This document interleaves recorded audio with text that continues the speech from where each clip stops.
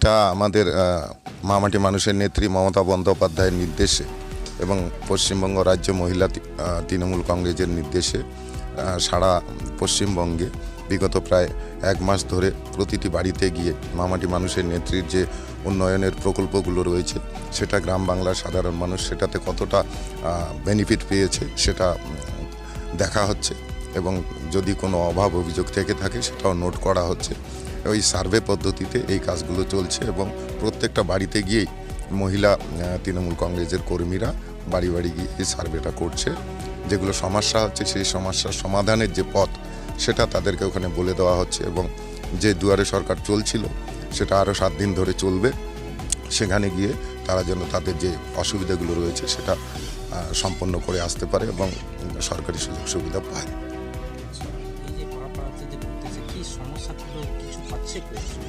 হ্যাঁ, এখনও দেখা যাচ্ছে যে কোনো এসটি বা এসসি মহিলা তারা 500 টাকার লক্ষ্মীর ভাণ্ডার পাচ্ছে, কিন্তু তাদের 1000 টাকা পাওয়ার কথা যদি শিডিউল কাস্ট সার্টিফিকেটটা থাকে। তারা ইতিমধ্যে অনেকে অ্যাপ্লাই করছে, কারো হয়তো বাবা মায়ের যে বংশ তালিকা বা সেই প্রয়োজনীয় সার্টিফিকেট না থাকার জন্য তারা সেটা কিভাবে অ্যাপ্লাই করবে তার পদ্ধতি বলে দেওয়া হচ্ছে। এবং আমরা দেখতে পাচ্ছি যে কিছু কিছু মানুষ ভাতার থেকে বঞ্চিত হচ্ছে, কারণ তাদের আধার কার্ডে একটা নাম রয়েছে, ভোটার লিস্টে আরেকটা, কোথাও আধার কার্ডের বয়স বেশি, কোথাও ভোটার কার্ডের বয়স কম।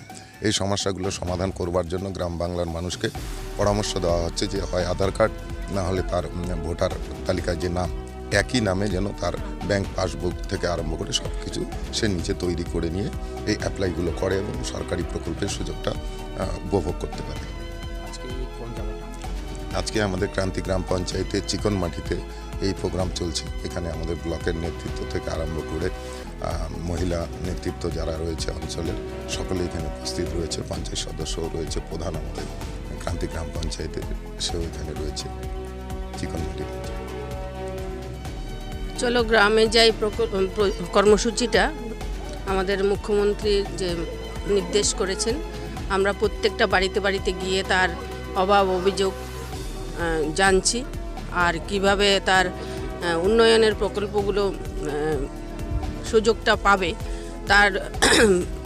তার জন্য আমরা উপদেশটা দিচ্ছি কিভাবে যাবে দুয়ারে সরকারে বা এমনি যে সেন্টারগুলোতে আগামী যে 7 দিন চলবে সেখানে গিয়েও যারা পায়নি তাদেরকে গিয়ে অ্যাপ্লাই করার জন্য বলছি।